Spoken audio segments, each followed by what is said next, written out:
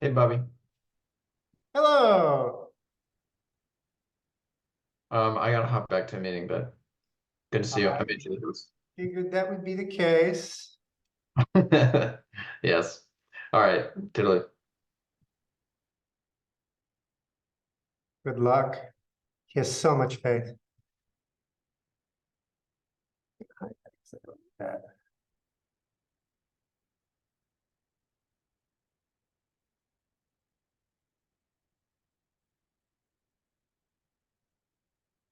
Let's see, how many we got? Four. There's just four of us. I've scared everyone else away.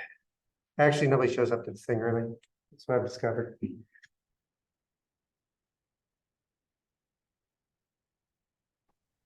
I try to. I like to be prepared.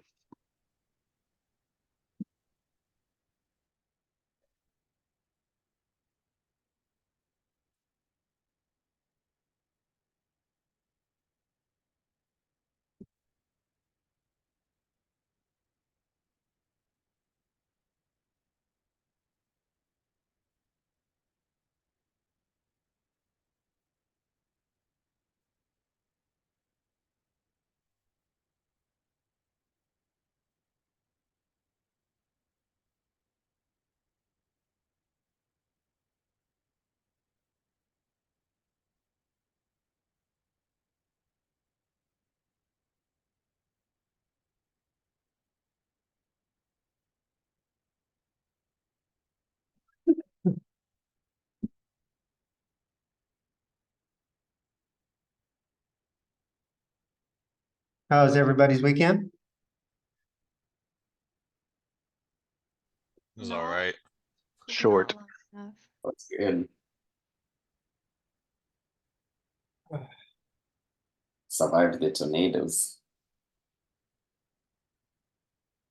I I always look forward to the weekend when it comes, and I always look forward to Monday when it comes. So at least if I I'm enjoying my never job.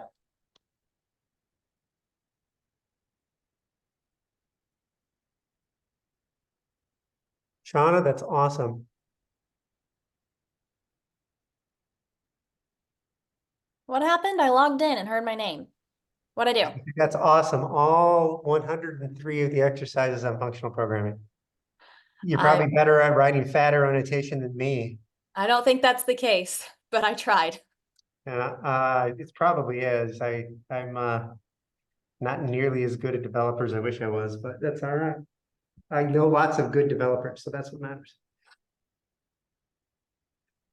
I'll give everybody just a couple more minutes so we can kind of get started.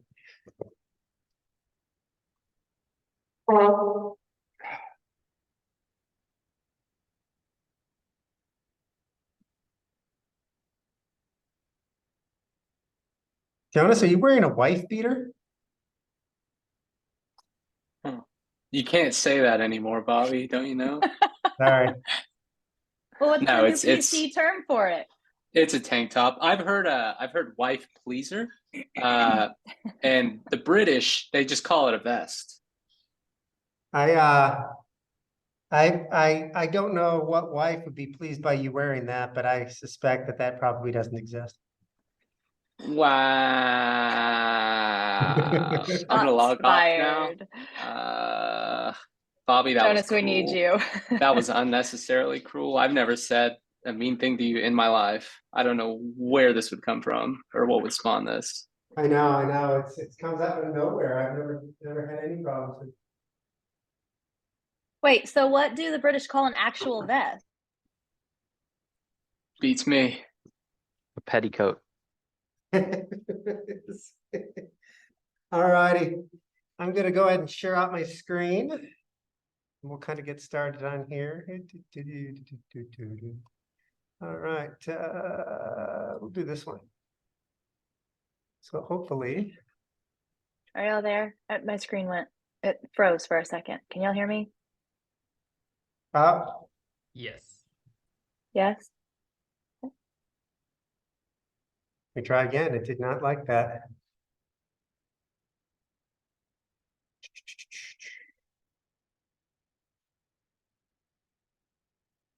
I'm sharing out the whole screen. It gets really pissy. I try to do just this one. Interesting.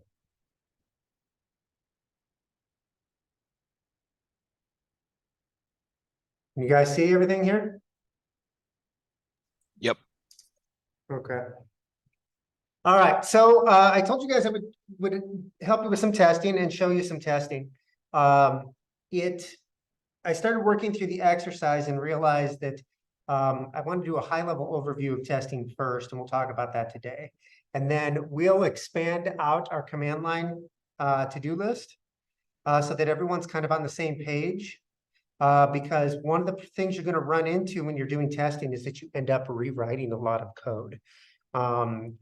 This happens because the process of testing forces you to split your code out in ways that are logically separated so that it's easier to test, which is just one of the side benefits of testing. It actually makes you write better code. It makes you modularize your code. We have a term inside of software development called DRY, called do not repeat yourself, where you try your very best not to copy and paste code, but instead create functions to execute the code programmatically so you can call those functions in multiple places, things like that.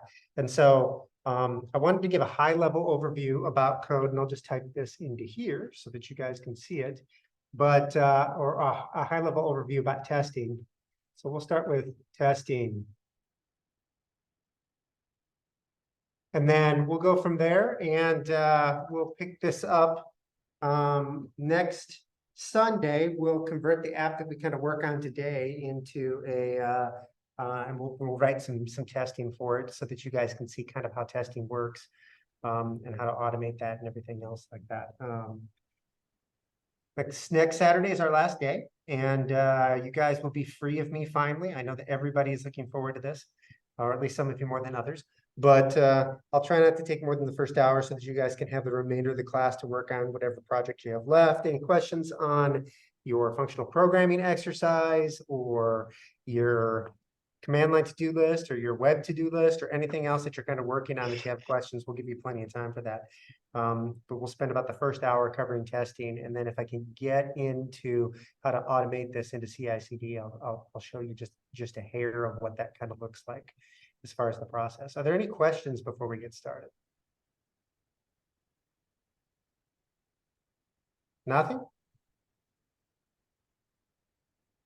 All right. Well, okay, so when we talk about testing's a big, huge, amorphous thing, and I generally prefer to kind of break that down into pieces. And so let's talk, when we talk about testing and software development, we're almost always talking about some kind of automated testing, okay? Obviously, there are ways to manually test. You have QA/QC people who do nothing but beat away on the application, everything. But when we're talking about software development, we're really talking about automated testing. And that's kind of what I want to make sure to show you guys today. Chat window. I hate the stupid, got it. Can you make the bigger? Okay, this is where we're going to get into trouble here. 1 second. Because I can, but I've got to move it to a separate screen. So give me just a sec to see if I can get this all moved to a separate screen. Because I have my class notes for myself, your notes for you guys, and then the other notes for everything else. Okay, and let's do, makes that harder for me to see, but we'll go from there.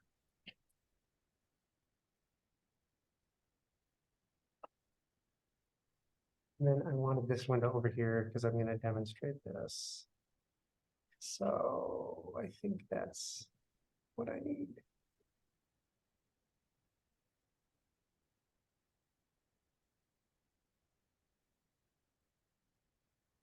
That a bit better? Somebody has to speak. Much better. Okay, excellent. Yeah, so let's talk about testing. There's a bunch of different kinds of testing that can be done. We can do schema testing. We can do capacity testing. We can do scalability testing. You can do all of these different kinds of testing. And if you guys want me to go into any specific types of testing, I can do that. But the three major ones that I require on, for example, all the software development shops I run, I've required 3 different kinds of testing. And those testings fell into the group of unit testing, The E2E testing. Actually, we'll do integration testing. And E2E testing. I'm just going to leave this on here for a second. We'll comment the whole thing out in a bit. Okay. Now these tests, this kind of test three different things, and that's why we require all of them and different amounts of each one to make sure that the tests were run correctly. The kind of testing we're going to show on Saturday is actually called unit testing. It's the most basic type of testing. It's arguably the most important. But it's probably the one that when you guys think of testing, you think of the least, okay?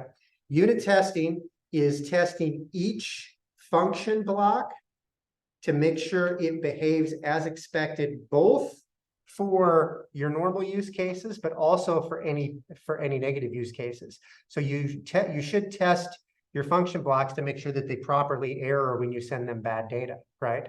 Or that if you try to send in an invalid data type or something like that, that they give you the kind of, they crash the way that you're expecting them and those kind of things. So this is particularly meant to test code like this section right here, okay? And generally speaking, you'll have at least one, but many times multiple tests for each one of these functions. Now, why do we test the, also, I always had a standard where we tested at least 80% of our function blocks or the blocks of code that we have. And then when we did that, we would also put a check into CI/CD to make sure that that number never went down. So if you wrote any new code, at least 80% of that code had to be tested as well. And the only reason we made it 80% was because sometimes there's just really stupid switch statement kind of things in there. Some actually switch statements you better test. There's some really simple case scenarios where it doesn't make a whole lot of sense to test because it's always going to return the same thing or something like that. But the vast majority, almost all of it needs to be tested. I also had a policy in place where if you found a bug and fixed the bug, there better be a test in there for that bug.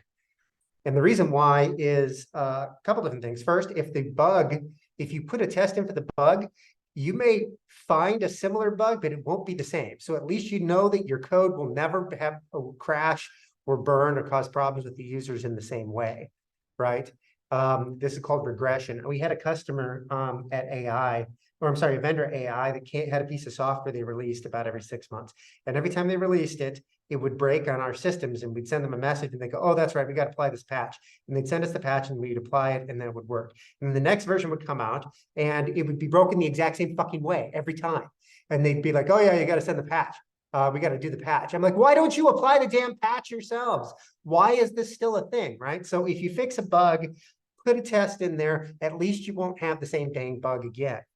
So why do we test the code? So if you've got a block of code like our main statement right here, why are you spending time testing it, writing code that's going to write to your code to check the code is doing what it's expecting to do, right? Isn't the code supposed to be doing what it's expecting to?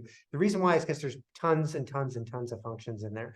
And once these things get to a certain complexity level, it becomes very difficult to make systemic changes to your software without worrying you're going to break things. I'm picking up a consulting job here this next week with another company that's having some problems.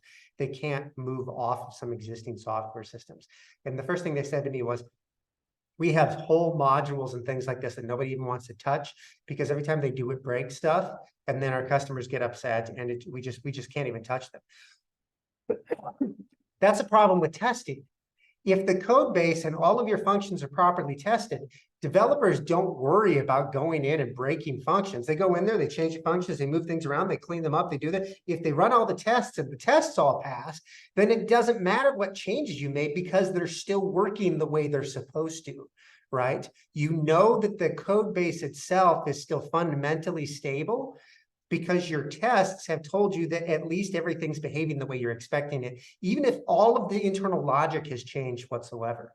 And so unit tests allow you to make dramatic changes to your code base without freaking out the developers. And it keeps you from having problems where you're like, I don't touch this code because if I do, something's going to blow up on me and there's nothing I can do about it. Right. And so it's just a bad deal when you're counting on your code base to be stable via just leaving it alone, right? Like, don't touch it, just leave it alone. That's a problem with testing. It means you need to put in a bunch more testing in there. So unit tests test individual code blocks. Any questions before I move off of unit tests? No? Come on, there's got to be one. Nothing? Really? I'm so disappointed in every single solitary one of you. All right, Jonas, what kind of test coverage you guys have at your do you guys do unit test coverage of your software base where you're at? My team in particular does not, but that's because we're in a low code, no code environment. However, Loves as a whole, they are pretty hard on unit testing. Okay. So you're using serverless infrastructure, mostly Lambdas? That's you could put it that way. Not to get into too much detail, but the way we approach things is kind of more cowboy-esque. That sounds a lot less what do you consider a code block? Great question. I couldn't leave the meeting chat. I had the chat for the Slack channel open, but not the meeting chat. A code block, yeah, that sounds like a bad scenario, but we'll just kind of leave it at that. A code block is a section of code whereby it is functionally isolated by itself. So either a function and or a class, and then also sometimes a module. So for example, in this, we would test this, and then we would also test if this was split into multiple pieces, we test them running to, the whole entire module as it's exported as well. So basically think of things between curly black brackets that are named. In this case, we have a main statement. So I would test the main statement. I would also test the to-do. Now, obviously, the main statement, what we really need to test with the main statement is if these two things are happening, because if we're testing the to-do, then we should get what we're expecting out of the to-do call there all by itself, right? So a code block, think of squiggly brackets is kind of how I'm thinking in terms of code blocks. But that's a great question. Not a dumb question at all. Any other questions? All right, integration tests. Now, integration tests are kind of one level higher. All right. These test the interaction between different pieces of the code base. So maybe our front end and our or front end back end would actually be something else. But let's pretend that we've got two pieces of code that are dependent on each other, functions that are actually dependent on each other. One of them returns a value for the other one and that kind of thing. We would actually test cross interaction between them. So if you have one function that adds and one that divises, and you're using these in conjunction with each other, you want to actually test at the output of the combined pieces of those together. So basically where the functions interact with each other. Okay. We expect a pretty high level of functionality testing with this as well, at least in most cases, any place where there is an integration between the systems. I'm trying to put this down to a level that doesn't involve like API calls and stuff like that. But if you're talking about on an API level, I have a front end application and a back end application. If my front end application makes a call to the back end, I want to test that it's making the call and it's getting back what it's expecting, right? And then when I make the same call, it's always getting back the same values. Okay, so in this case, we're not touching testing the individual applications or the individual function blocks. We're testing the interaction between them and making sure that those interaction layers stay connected. Questions? I don't think we'll get an integration test, but if I can find a way to fake a bad integration test, I think I'll see what I can do. All right, and then end-to-end tests or E-to-E tests, and these are the ones that people have a tendency to see the most from the QA side and things like that. They're the sexiest, and they're the ones that are kind of the coolest to watch. We used to run demos of our E2E tests for customers because it always freaked them out and they thought it was pretty cool. E2E tests run end to end, which means that you're testing an entire workflow through the system. So if you've created a to-do list application, you are logging into the to-do list application, you are clicking create new item, new item, new item, you're filling in those fields, you're hitting show new item, you're archiving an item, and if on a web application or a mobile application, the test will actually go through and click the buttons, fill out the fields, click the next button, fill out the field. And it does this like 1,000 times faster than you could, but it zips through the system, clicking the buttons and testing all this. So you're testing the entire workflow of the system. And these are the parts that can be automated. This is basically what manual testers do, is they go through and they click and make sure they can add things and that the names match up to the thing and that they're sorting correctly. And they, you know, if they've got a spreadsheet, they're sorting it as expected and unsorting as expected and hiding and filtering and everything else like that. And checking each of the pages and making sure that the data matches across the pages and all that kind of stuff, right? This is what manual testers generally do. Well, you can automate most of this nowadays. There are places that you can't. Web applications are generally pretty rife for automation. So are mobile apps. Once you get outside of those spaces, when you start talking about things like Java applications, native local applications, Microsoft Windows applications that are desktop applications, it becomes a lot harder because there isn't a framework that you can put around that's abstracted away for you to be able to actually get to, you know, fake the mouse and click in and everything else like that. And if you just recorded a mouse movement, which is actually pretty easy to do on Linux, then if you do a different size screen or it opens or you change the layout, then the clicking doesn't even work right. But that's actually a pretty known, it's pretty straightforward on web systems. Obviously, the problem with E2E tests are that any moderately sophisticated system has an infinite number of work paths through it. Like obviously every user uses the application differently. So it's impossible to test every scenario across the entire system, right? There's just no way because obviously any user can put any kind of data in there in any format and they change it and they customize it and everything else like that. So what you generally want to do or test the major workflow paths from beginning to end, make sure that they work as expected. So for example, let's pretend you have a login form, right? You want to test A, that you can log in.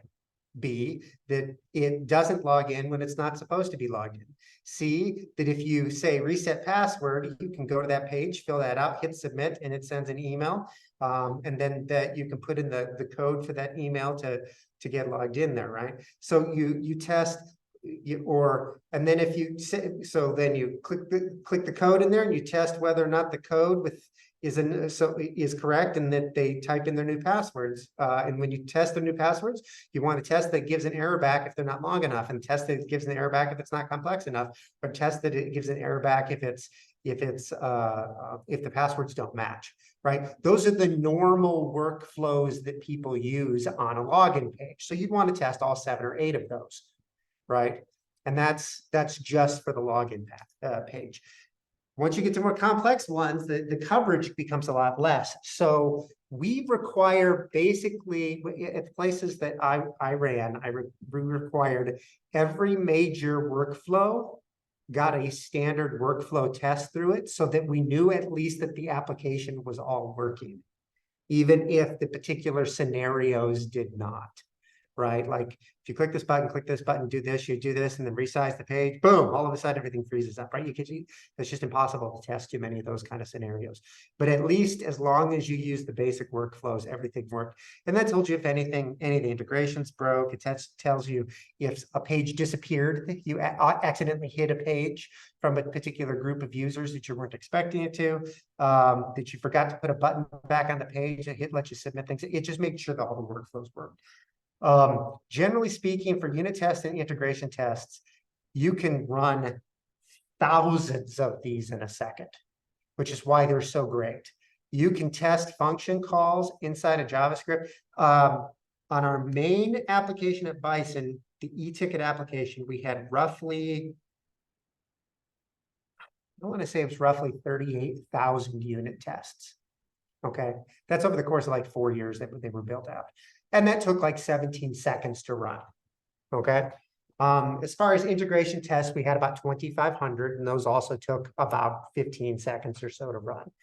And then we had maybe 100 scenarios for E2E tests that we ran, and those took 45 minutes.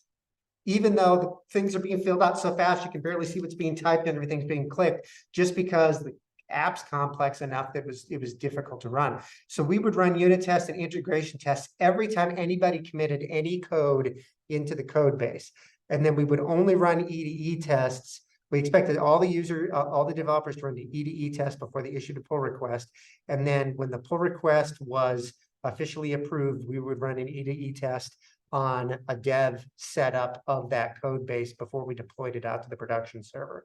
So we limited the amount. So our actual deployment times for integration tests were limited to just when we're deploying out to production, which meant it took 45 minutes to deploy to production because we had to run through the entire E2E test suite. That could be shortchanged in some scenarios if we didn't actually change any of the front end code or any of the integration, the end-to-end code. But generally speaking, it took about 45 minutes to deploy. And that's because that's just how long those tests run. So you generally have a much smaller set of E2E tests. That said, 100 different scenarios in 45 minutes would take a team of QA, QC test people 8 hours or more to run through. So, and that's if you had a couple, 3, 4 people working on it. So there's a huge advantage to being able to do this. We obviously did have manual testers too. We used our technical support. We had a 24/7 technical support at Bison. So they were people who call them when they're having problems with their phones. When they weren't working on that, they would actually just do manual testing. And when they ran into a bug, they'd submit those bugs. Once we figured out that, because we also used some heat map product to see how they use the system. And when we saw that they were running the same scenarios over and over again, we'd add those scenarios to our E2E tests as well. So, questions? Anybody? So the heat map product that just kind of like was almost a listener on the app and would see what people were clicking and actually doing. Yeah, there's one called, let's see if I can find it. Nope, I was one too short. There's one called Heap, I think. Better insights faster. Yeah, and basically what it does is you put a little piece of code into the core piece of your JavaScript application, and it would track every person who moved through there. It would record how their mouse moved through the application, what they did during their sessions, and then it would generate some reporting for you, including it would take sample videos. So it would take a video every so often. You could limit that because you didn't want every user to have a recording of their desktop. You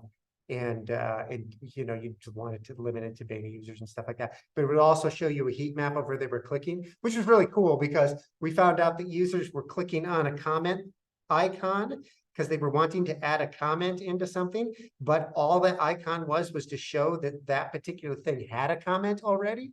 And so when we saw the heat map, we're like, oh, that makes sense. They want to click on the thing. So we probably should just have a way for them to, have it so that they can add a comment if they do that, right?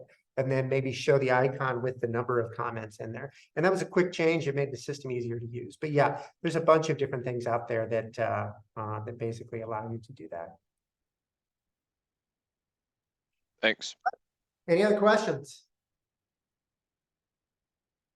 Schema testing is generally making sure that you're testing that the data structure that's coming back matches up to what you were expecting. So when a vendor breaks their API integration, you can test that, make sure that the schema is in there. Load testing is running as much shit at your servers as possibly can to see what crashes first. This is the NASCAR methodology for continuous improvement. There's a name in the tech space for it too. It's called Chaos Monkey.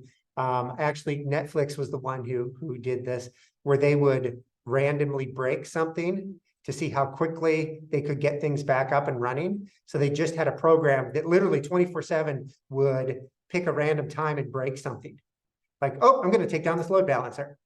And well, once that happens a couple times, all of a sudden you start to really design the system to be up all the time, right? So, but load capacity is you just throw code at it and figure out what's the first thing to break. And so if you throw 300,000 system requests at your API, what's the first thing that's going to die? Is it the firewall? Is it the load balancer? Is it actually the database, calls? It's those kind of things. So you see what breaks, and then you fix that. The reason why I say it's the NASCAR methodology was because NASCAR, once they started getting a data-driven continuous improvement of their cars, they would take their engines and then run them at super high speeds and just keep run them until they broke. Then they disassemble the engine, figure out what broke, and figure out how to make that stronger, and then put it all back together and do it again and run it and see what the next thing that was broke. And so eventually over time, you just build a stronger, more resilient system. It's the same kind of thing. So you've got capacity testing, auto scaling, so how quickly it up scales and down scales, all kinds of different testing on there. But yeah, we and just for reference, we would make at Bison, all of our engineers had to write their own tests. That was just our rule. I am a big fan of cross-functional development, where the developers work with the product managers and the designers and talk to the customers. I think you get a much quicker feedback mechanism. I think you get a lot better development. I think you get better code quality. I think all kinds of good things that come out of it. But that meant I required that developers write code, write tests, which meant that when they estimated how long it would take to write something, I would ask with testing. And they got tired of hearing from me until they knew to put in time for how much time it was going to take to write testing for it. And eventually they just automatically start writing testing. There was one exception. We did have a QA/QC department, and their job was to do basically E2E testing, and to do things like load capacity testing and Chaos Monkey and things like that. So things that were basically the entire system, not just the code that was being worked on by the users. And so we had a small QA/QC department. There was about 3 people that did that. But the devs wrote all of their own unit tests, all their integration tests, all their own schema tests all the time, no matter what. Any chance you had kind of a metric or a ballpark, like best practice is 90% development, 10% testing, or anything like that? Or I don't know if you pin that or had an idea. Honestly, it depending on the complexity of the code base, but if they kept their code fairly dry when they were, it's interesting when you first start doing testing. If you're coming to a code base and have never done testing before, and you'll see this on our example on Saturday. If you've never done any testing, you're doing 90% testing and 10% actual code, because you spend as much time refactoring your code for your first test as you do actually writing tests. The farther you get into it and the more you start thinking about testing as a first-class object of something that you're kind of working on, then you start writing your code with tests in mind, which means that you're writing better code. It's more functionally isolated. There are fewer side effects. You're not doing data transformations and things.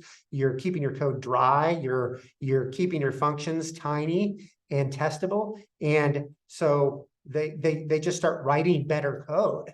And that's the best part about testing, is that if you require testing, the code gets better and better and better and better. And so, yeah, we would start just requiring more and more testing inside of it. And then at some point in time, I would say it was about 2/3, actual new development and 30%, 33% testing. So they would up theirs by about 50% of whatever the time estimate was to finish testing. But the end result was our code base was, we didn't have a full scale, full system down when our code coverage got to where it needed to be for anything other than AWS going down, which was pretty freaking outstanding. If your downtime is the exact same as Amazon's, then you're probably in pretty good shape, right? So, and it's not that much. I mean, it wasn't that bad. People could jump into the code base and start working on stuff because the code was actually isolated. So I actually think the best part about testing isn't the tests. It's forcing developers to write things well and the ease at which developers will jump into really hard tasks. Like if they have good test coverage, they're like, yeah, screw this. I'm going to change this whole thing because it's bad. That's freaking awesome. It's just fantastic that they're like, oh, this is the most complex part of the whole program. I'm just going to go in there and start changing shit. I think I can make it better. And they don't even worry about it. That's amazing. It empowered the developers. So that was kind of my whole point. So.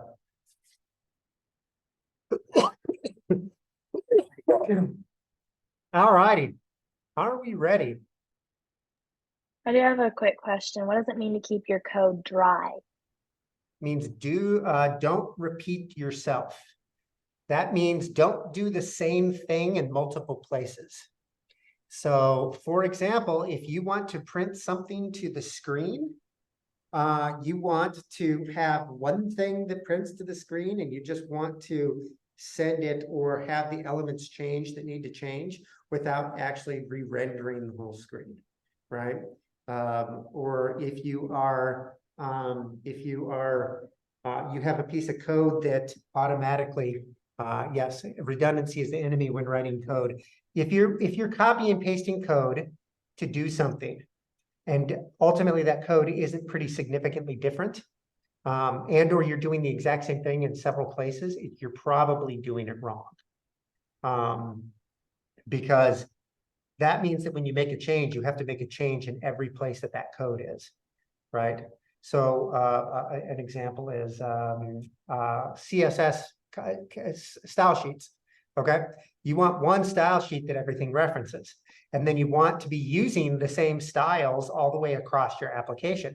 The reason why is because if you decide that you're going to change your corporate color schema, you don't want to have to do that in 8,000 places. You want to be able to do it in one. And because it's the same colors, you're using the same blue here, all the way across the system. You don't want to put that in HTML. You want to pull it into a CSS sheet, and you want to use the same CSS style sheet across your entire space. That's keeping your code dry. Got it. Makes sense. Anyone else? All righty, let's go ahead. I'm going to basically kind of go through the thought process I would go through if I was working on this, and what that looks like as far as if I was going to be making changes to this. So if you guys have it, go ahead and open up the code base you had from our command line to-do list. It should look something pretty close to this. I may have made some changes to I'm probably going to do. Any chance you can drop that in the chat so we can quickly be where you're at? Drop out of the chat. Drop that code in the chat so we can quickly be where Oh, you're at. Yeah.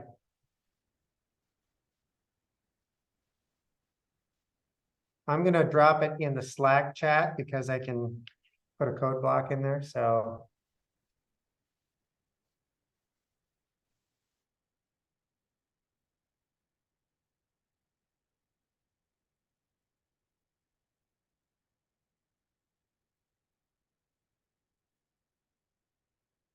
all right, so the first thing I would do is I would switch out this stupid const prompt thing because nobody's using that anyway. And you guys aren't going to see much of this. You're going to see mostly imports.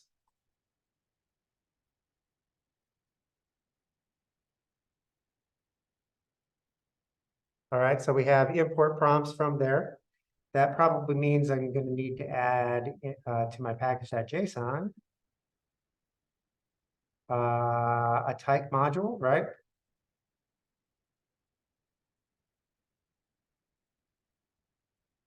Come on. It's always worse when people are watching you, because all of a sudden I can't type. MOD.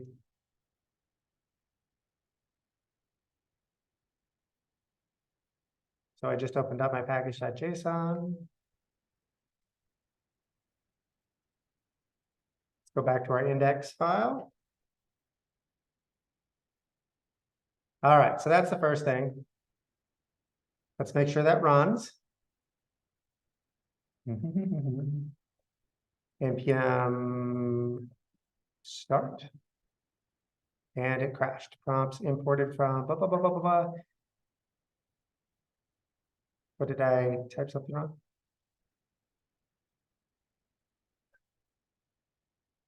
Import prompts from prompts.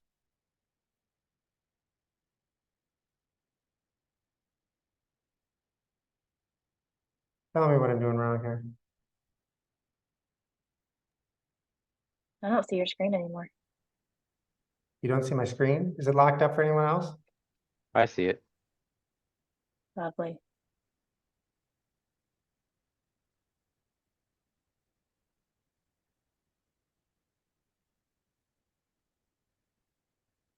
Yeah, I missed PROMPT. Doesn't seem to like it. Module not found. Okay, npm install prompts. Start with that then. There we go.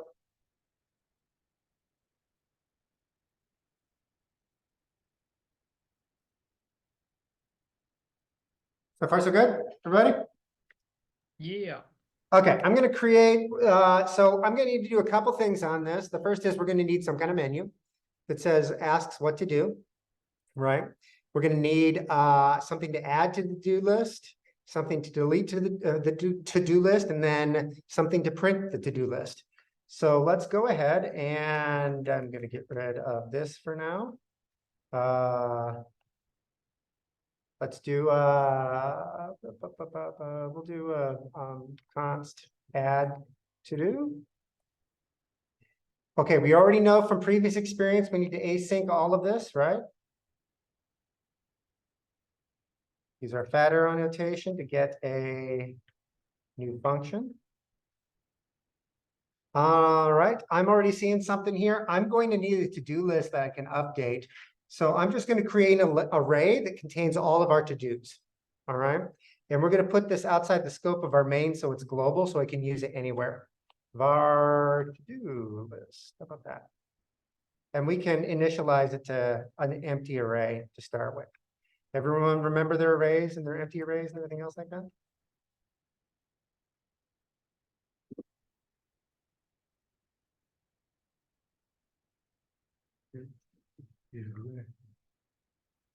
All right,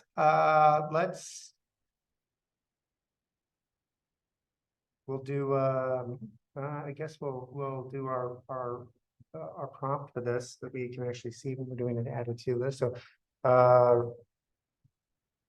turn await, because prompts gets really upset if we don't return a promise in this case.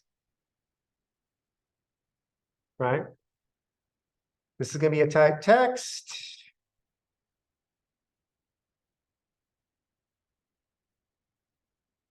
We'll call it our name. I'm just going to keep value because it's easy to access and the value isn't actually important. It's just what it gets tagged with in the hash value that's returned. So for example, when we actually fill out something with prompts, the return, this is what the name of the return value is. It's just value. So it doesn't matter that we're using value in this. And then the message we'll do is what is your new to-do item? That seems perfectly reasonable to me. Now we need to close this puppy off, so let's do that, do that, do that. Oh. I'm gonna hide this for now because I don't actually want to see that. Our next to do is let's make this the menu screen. How about that? Okay. Oh, I already had a next to do item on there. Add to do, what's your next to do? Okay, I'm going to switch this to the menu item, so we'll call it to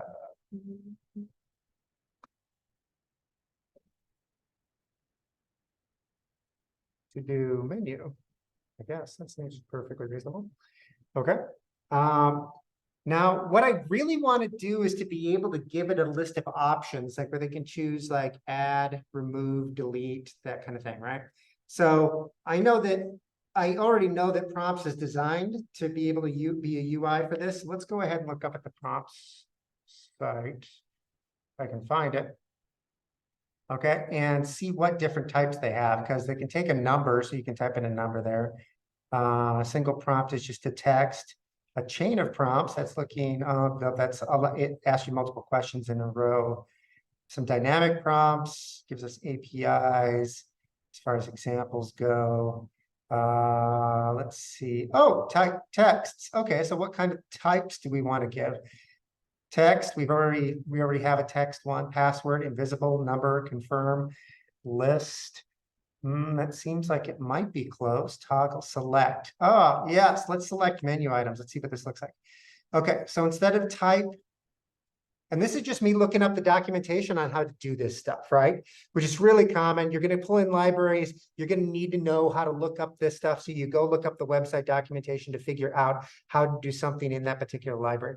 Select, hey, look, it lets me pick from a list. That seems perfectly good. I like that. It still has the name, message, and then we give it, we just give it an array of hashes with the title and what the value for that will be if it does. Okay, so let's do that. So we're going to do, instead of type text, we're going to do type select. We'll keep value in there. And we're going to do something like what action to perform, right? And then we have this new option down here, choices. It already knows that's probably what I want. So let's give it an array. Like it's expecting. That's not an array, so we need to make sure we have an array. And we will do our 3 choices. We'll do title. I don't know. Title will be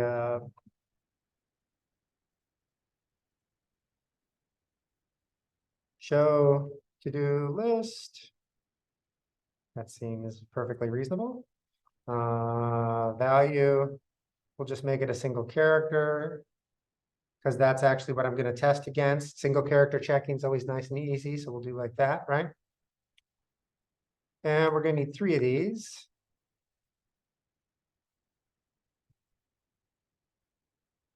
To-do list, we'll make this one an A. Nope, not that.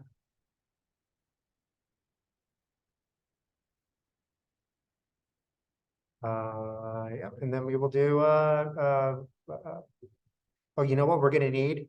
We're gonna need a way to quit this application. Actually, I may wait on that one because that could be a lot of fun. Delete. Delete a to-do list item. Yeah, that seems pretty good. Okay. All right, notice this is all inside my main, right? So we still have our main catch block down here where we're checking for the promise of our async in case something errors out. But right now, we're not executing anything. There's no code that's being executed inside this. We're just defining functions to a selection and then what's our new to-do list item, right? So we can test this real quickly if we want, basically just by calling each of these, right? So if we want to do like, we want to test it by saying, okay, let's make sure we see that we're getting the message back that we think. We can do to-do menu, right? And then if we do our npm start, we should get a show to-do list. Hey, look, there's drop-down arrows. That's pretty cool. Excellent. So that seems to work. Let's stick with just the add and to do right now because I want to get us to our point here. Okay.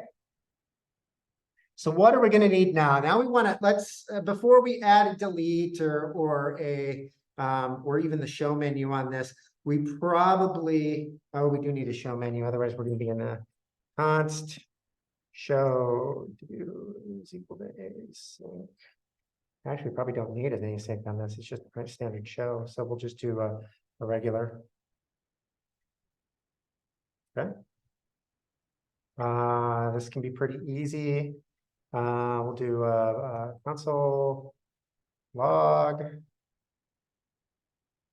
Make it nice and simple to see.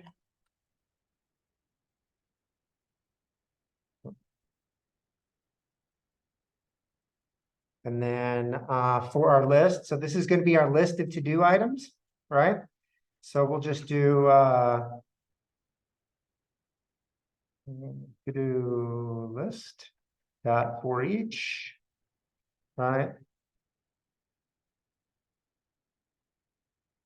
Log X.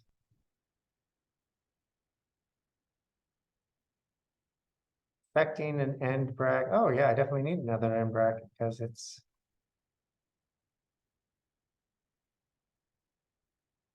Oh. See, I'm guessing Shauna would have remembered that because she's done so many fatter annotations. Like all of you, because I'm sure all of you have finished your functional programming exercise. I'm presupposing, right? Nate has definitely finished all of them, I bet. So, Philip, you too? Yes, I am. Excellent. See, there we go. So far, so good. All right. So what do we need next in here? Now we need some code that's actually going to get executed, because if we run the application right now, we've got a bunch of commands in there. We've got a bunch of functions. None of them ever get called, right? Especially after I removed the example that was in there. So what we need to do is actually have some code inside our main function that does something. So let's use a switch statement. We'll do no, I don't want to do that. Yeah, let's do that. Okay. Yeah, let's we're gonna put in a switch statement here. And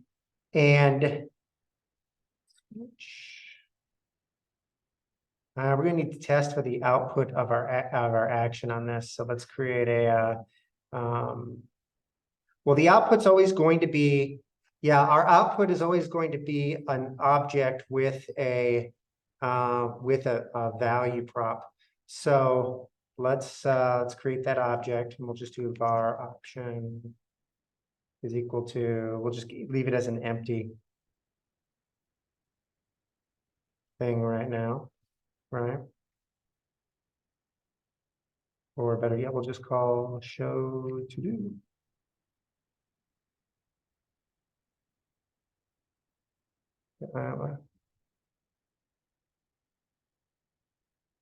Yeah, we want to loop this, otherwise it's not gonna work. Okay, let's do a loop. Start with a loop on there. We'll get our option, set that equal to an object right away.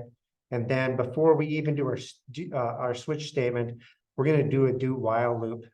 Did you guys cover do while loops in your previous class? A do while loop is a lot like just a regular while loop, except that it runs the first time by itself.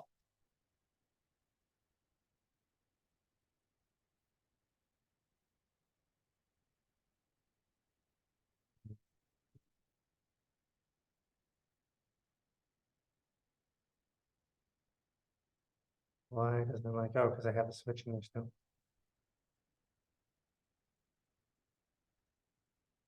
Expected, you have one. I don't know what you're upset about. Leave me alone for right now, we'll come back to you. Okay, so we've got our do. Oh, that will help if I did this instead. But okay, so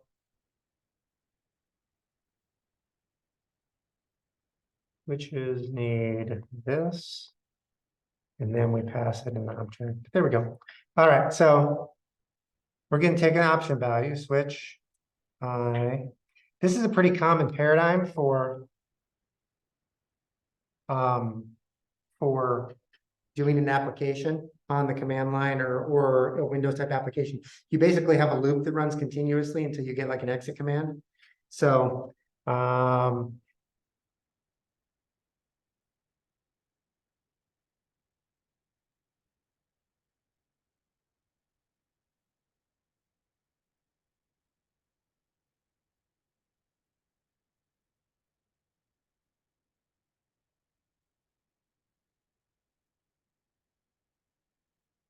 what is wrong with my statement right there? Oh, it takes a semicolon? No, case. Oh, the case takes a semicolon. And then that doesn't take anything. Right?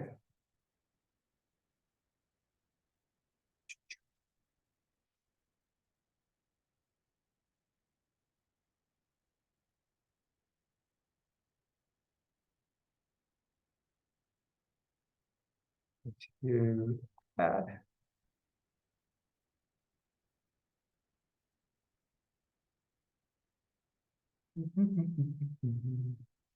What's our add? Do.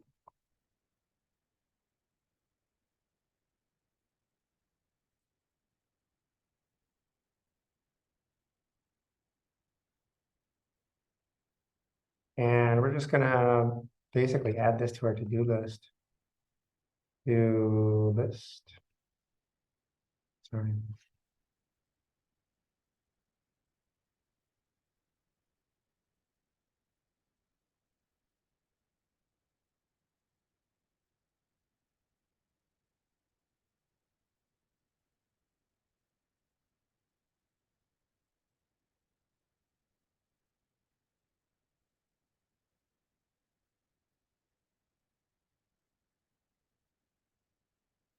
Okay, I'm missing something on here because it does not like this. What did I do wrong? Okay. Fixed it when I changed case to lowercase. Oh. Yeah.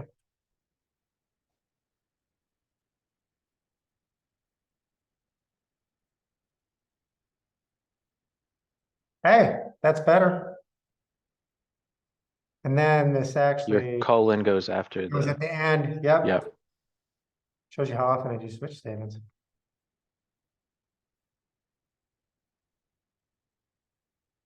Did you guys do switch statements in in your class previously at any point in time?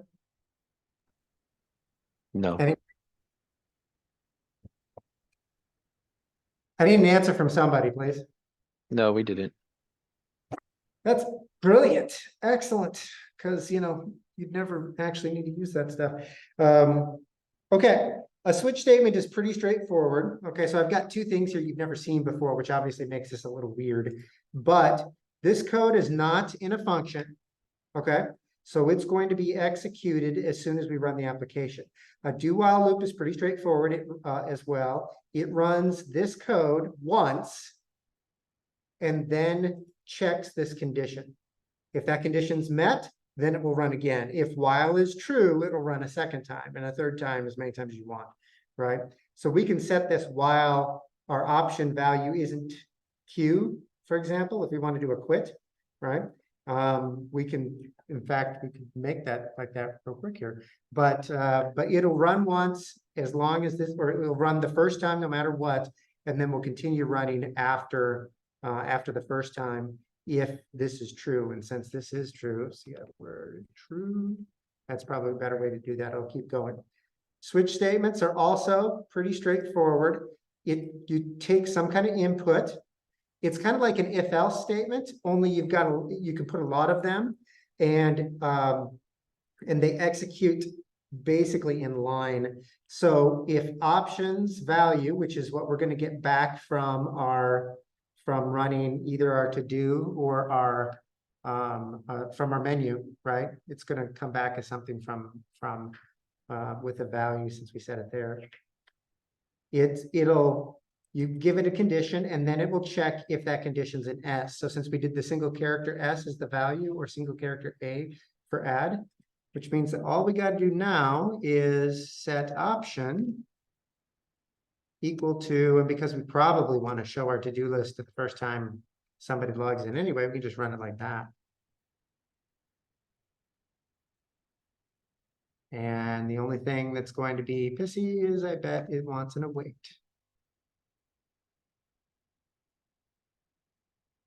All right, so every time you mess with the option,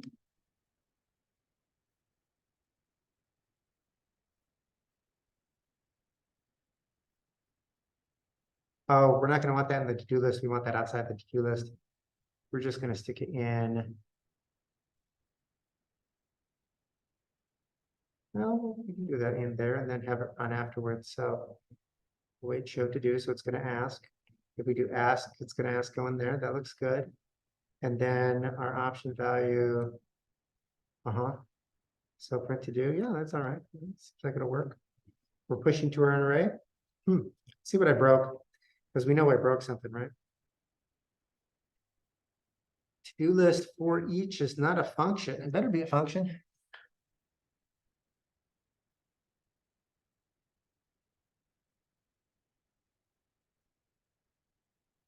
Oh, it helps if you actually use each, right?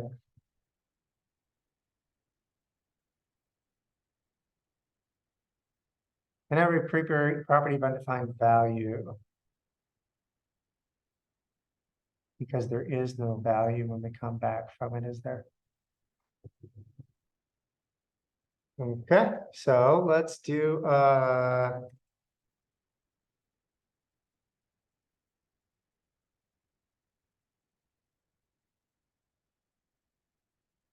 what line of code is the same?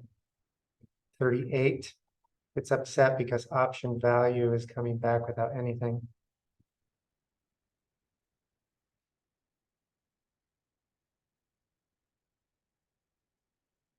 Why didn't it run show to do?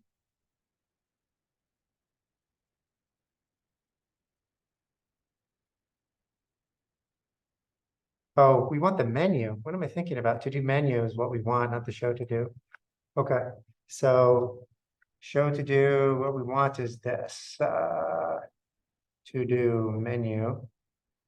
Okay, I'm wanting the menu option. It's gonna come back with the value and then that gets executed. So there we go.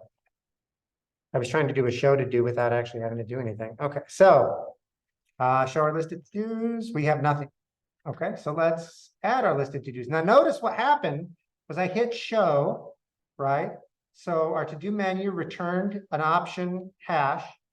Option.value is set to S, so it called show to do. So it just showed these two little lines, right? Went down, finished everything else, and then because while was true, it jumped back up here and asked us about the menu again. So that menu is now asking us again. So this program is running. We could do, oh, crap, prompt test is not defined. Type test is not defined. Excellent. So we should probably find out what that means. So we want an add to do, or add to do. Type, oh, test. No, we don't want it to be test. We want it to be a text. We help if I type that correctly. Your npm run again. Oh, npm start. Okay, so show to do, there's nothing. We can add one. Show our to-do list. Oh, there's one. Let's two. Show our to-do list. Now we have 1 and 2. Now that's not exactly what I want. I'm going to go back in here and we're going to do dot value because I actually just care about the values inside of the right. And I can't kill this darn thing because of course I don't have a kill option right now. So I'm stuck in loopback hell, which is gonna be fun. So I guess I need to close this terminal, open up a new one.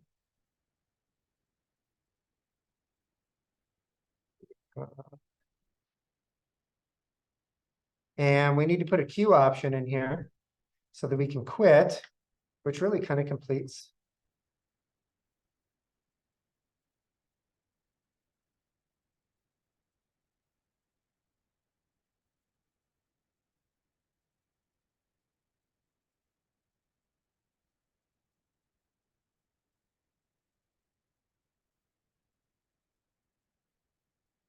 Wait, and then all we got to do to actually have it be able to quit is to go down here and switch out our true that runs all the time with while option value is not equal to Q. So it will keep running now until we get to Q. Let me try running it one more time because we are show our to-do list, we have nothing. Thing 1.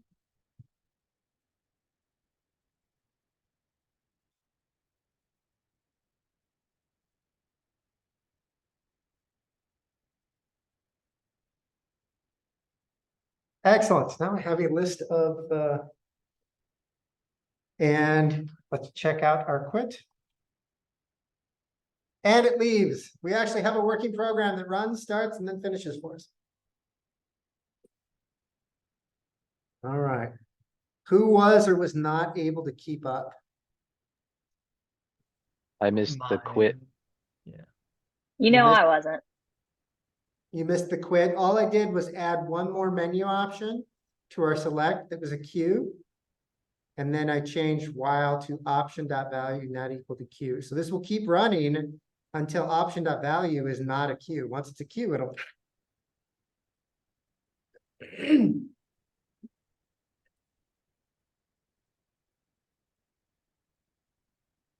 We could do My it. app is just like constantly looping until it breaks. What?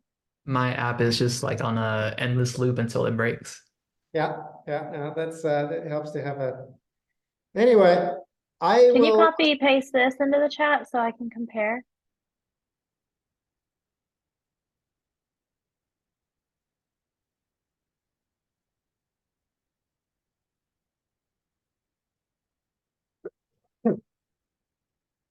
I can. Thank you. We are over on time, so. Yeah.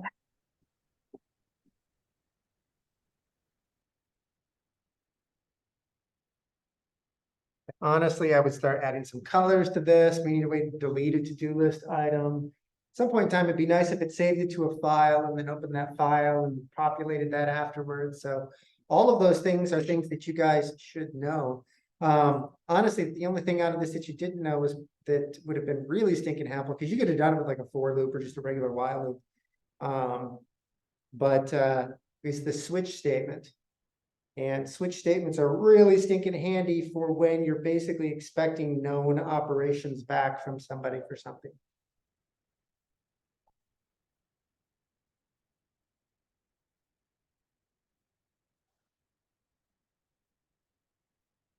It is 6:35.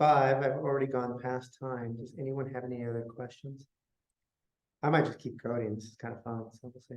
But I have a question for you. When your errors showed up, you were able to tell which line it broke on. How could you tell? I'm trying to read mine to figure it out. the great question. Getting good at knowing where lines break at is super important. So let me break something real quick. Right, so something non-obvious ideally. Let's do TES substitute for test, where I did text before, because that's one that actually broke last time, right? So NPM run start seems to work okay. Add to-do list, like add to-do list, boom, it crashed out. By the way, this is a perfect example of why you want testing, right? Because it looks like the program runs, and I'm going through and I'm trying each feature to make sure that it's working. If you find yourself running the program and to see if it's working and trying each of the things to see if it's working, you probably should write tests. That's the first sign on there. But what I look at is this. Okay, so this is what's called a call stack. It gives the error all the way through the entire system. So this is node internal process task crashed out. It crashed at in the main function. It tells you where the main function was. At the to-do list function inside of main, it tells you that. And then if it can find it, it tells you the line and the number. The line is often not quite right, and the character over is almost never right. The line usually is wrong because if you get a semicolon, it's gonna crash on the next line, right? So you got to be smart enough, but it does give you a good hint. So I knew it was basically at line 55, and it says type test is not defined. I'm like, what do you mean type test is not defined? And in this case, because line 55, see what I mean about this? We go to line 55, which has nothing on it. So that can't possibly, that's just the end of the file. So let me go look at line 21. All right, so we go to 21. And here at 21 is the async function. The message said prompt type test. So I looked for test, and it's right there. So getting used to reading these error messages, it's kind of like looking for semicolons. You don't get used to it until you get used to it, but once you get used to it, it becomes easier. That said, the JavaScript call stack, when it crashes out, is the noisiest pain in the ass. It always gives you way, way more information that is helpful, and is actually kind of gets lost sometimes. If you ever get to a web page that crashes, it's like this much crap pops up on there, and you're like, what is going wrong? So yeah, it's just kind of hunt it down.